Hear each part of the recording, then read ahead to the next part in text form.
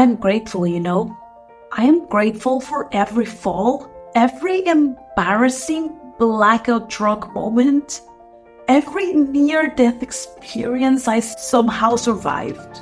I could have easily lost my life so many times, but I didn't. And that's why I'm here, to tell you that getting sober was not only possible, but it was the best thing that ever happened to me. In this video, I'll share the 7 most important life-changing mindset shifts that happened to me after I stopped poisoning myself, so they can inspire you to quit alcohol once and for all. Hello everyone, welcome to another episode of Not Get Sober, where sobriety is a happy place. Before we dive in, I wanted to emphasize that all the life-changing mindset shifts that I'll discuss here were only possible after I quit alcohol. Before that, I'd often try something only to abandon it because I would drink and feel ashamed and useless and unworthy of positive change. So, without further ado, here are the 7 life-changing mindset shifts that happened to me after I quit drinking, with the hope they inspire you to do the same. Número 1. I realized that my life was amazing. For me, getting sober was the gateway to realizing that life is freaking perfect and amazing just the way it is. It became obvious to me that there is no point in chasing waterfalls, and the belief that the grass is greener on the other side is an illusion. Your grass is freaking amazing. Green AF. So, don't be too hard on yourself and take a moment to appreciate all you've accomplished. Thus, I understood that I am responsible for my life. I love this quote by Henry Ford. He said, "Whether you think you can or you think you can't, you are right." Your life is like a garden and it's up to you to make it flourish. Think about the flowers in your garden as your thoughts and emotions, which, when you really think about it, are the ones molding your reality. Feeling a failure? If you water that, you will indeed be a failure. Feel a little bit hopeful after watching videos about sobriety? Water those thoughts. The thoughts you don't water will eventually die. I'll tell you a story. For years, I used to think I was dumb. Therefore, I would go ahead and look for proof of that. I compared myself to other people who apparently were more successful than me, smarter than me, happier than me, and I thought I could never be like them because they're smart, they have their shit together, and I'm dumb, I'm not smart. I'm dumb and everybody knows it. And then I quit alcohol, I did the work, and learned to freaking love myself. Now, I never ever say something like that about myself. Like, ever. I used a technique that helped me a lot, and I'll share it with you today. So basically what you do, whenever you have a negative thought, you put it in the past tense and add the words I used to think. So for example, in my case, I went from I am dumb to I used to think I was dumb. This leaves a negative charge in the past, and also by adding the verb think, it's not a fact anymore. It's just something I used to think. Because none of us are dumb, we're all smart beings capable of accomplishing amazing things, such as quitting alcohol. 3. Quitting alcohol is just the gateway for real healing. While quitting alcohol is not a walk in the park, it is very easy compared to what comes next in the recovery process. You might be aware that we drink or become addicted to substances because we don't want to deal with the pain that's inside. Yeah, some people drink because they want to let loose and have fun at dinner with friends and are perfectly capable of having 2 drinks and call it a night.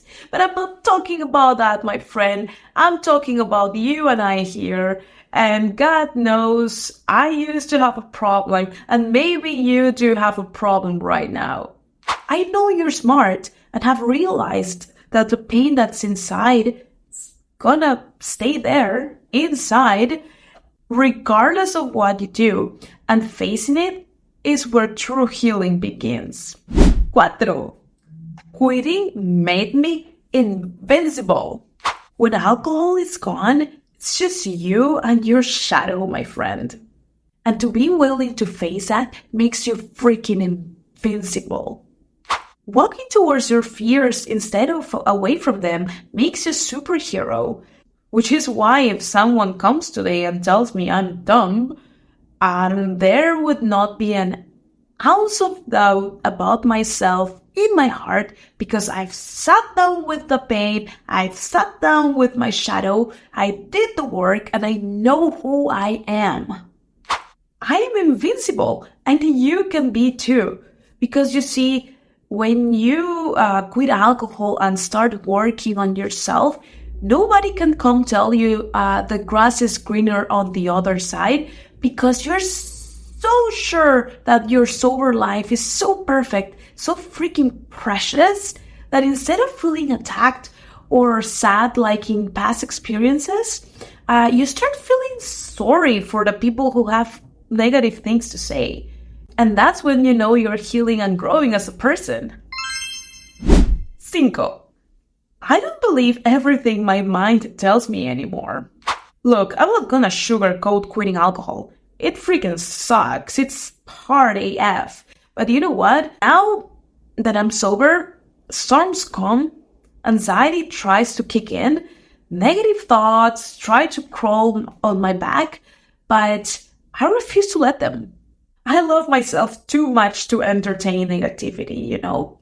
Whenever my negative mind or my ego, as Carl Jung called it, wants to bother me, I tell it that if it doesn't have anything good to say to me, to please refrain from contacting me. Literally this week, I was going through a difficult situation and my ego dared to tell me, let's have a drink. What's the worst that could happen? You know it will make you feel good. And you know, I just observed the thought and felt a little bit hurt. I told my ego, hey, how could you say that to me? You know how much suffering alcohol has brought into my life, and this is what you're telling me? Shame on you! Shame on you! If you have nothing nice to say, just go away. And away it went, and away it will go for you too. Guaranteed. 6. Fear is bueno. I've come to realize that if there's something you're afraid of doing, it's because your ego doesn't want you to. It wants you to remain the same so it can continue to be a parasite in your life.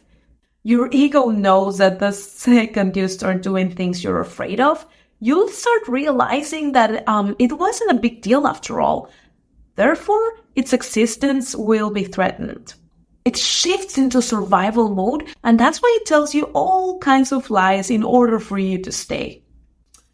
It kind of sounds like my ex.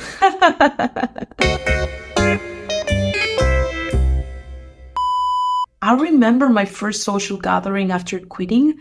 I was terrified people would think I was weird, the sober one. After all, I used to think people who didn't drink were boring and, that shit crazy. But I decided to give it a shot because, I was going to have to do it eventually, right? So when I got there, I ended up having a blast, I was chatting, laughing, and genuinely enjoying myself. This was a real eye-opener for me, and it showed me that fear was just my mind playing tricks on me. And also it taught me that there's nothing wrong with being weird. 7. Life happens in the present moment. Aquí y ahora, bebé. So, once you realize your ego lies, you start living for real. My advice is to appreciate life and just do things even if you're afraid. This means living in the present moment, which, when you really think about it, is the only time that really matters and that actually exists, because yesterday is history, tomorrow is a mystery, and there's no reason to get obsessed over having control of these two. I know that society tells us, yeah, you gotta have everything under control and have a big plan for everything and have everything under control. But, when you stop for a bit and just observe things instead of trying to be all over the place, you realize that right now is the only time that matters. And that's why when you say, oh, I'll have a few drinks tonight, it's fine, and tomorrow I'll quit for good. I'll quit for good this time, tomorrow. And, this almost never works because tomorrow never happens. It is always right now. Don't fall into the trap of waiting for tomorrow. Act now and embrace a life-changing journey ahead. Thank you so much for watching. I hope this video helped you even a little bit. I know the sobriety journey is not easy, but hey, I'm here and I believe in you, okay? Please hit the like button and subscribe. Have a wonderful rest of your day.